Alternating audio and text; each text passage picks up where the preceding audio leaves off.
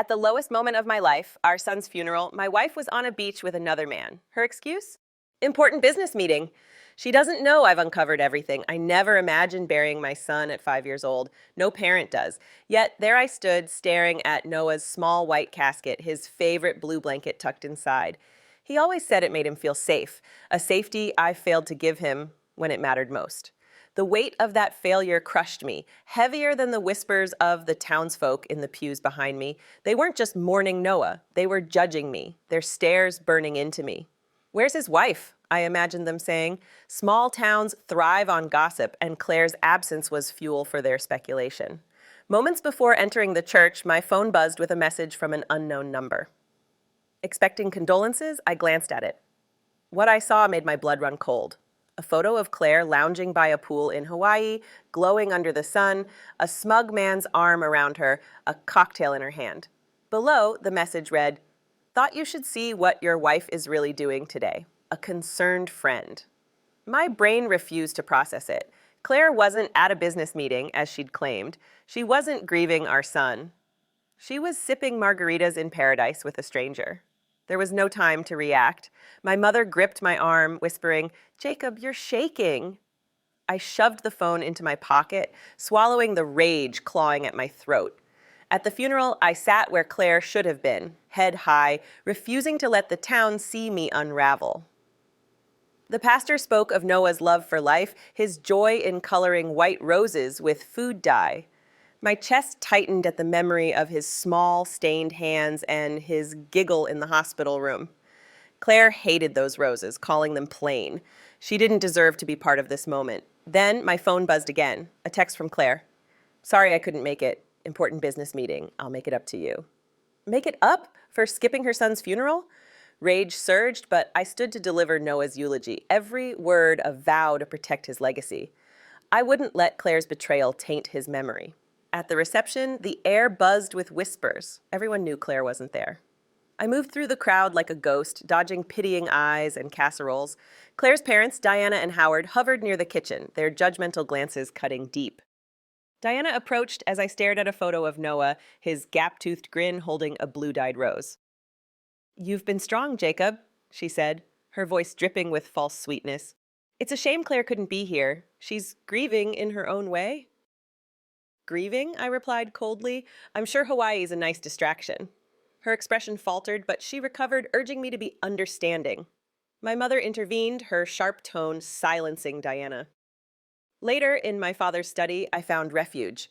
Pulling out my phone, I stared at Claire's photo again. The betrayal wasn't just personal, it was calculated. I recalled her late-night calls, sudden work trips, and her talk of needing space as Noah's condition worsened. I'd been a fool, mistaking her distance for grief. Days later, sorting through Noah's room, I found a stack of papers on Claire's desk. A life insurance policy in Noah's name, with Claire as the sole beneficiary. Worth $1 million, it was taken out 6 months after his diagnosis, and she'd removed me as a beneficiary without my knowledge. Receipts showed loans against the policy, funding her escape. My phone buzzed again. An unfamiliar voice said, "It's about Claire. Meet me at the coffee shop on Main. My name's Mia."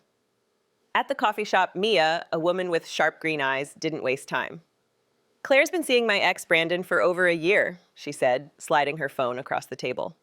Texts between Claire and Brandon revealed their plan to use the insurance payout for a beachfront property in Maui. "She's playing us both," Mia said. "I want revenge. You in?" I didn't trust her fully, but the evidence was undeniable. "I'm in," I said, taking her envelope of documents, texts, bank statements, photos. That night, I uncovered more. Diana and Howard were complicit, their names on emails and checks tied to fake ventures. An email from Diana read, "Jacob won't suspect a thing. He's too focused on Noah." Worse, Claire had forged my signature to sell our family home, the house where Noah learned to walk, where we held him through his illness.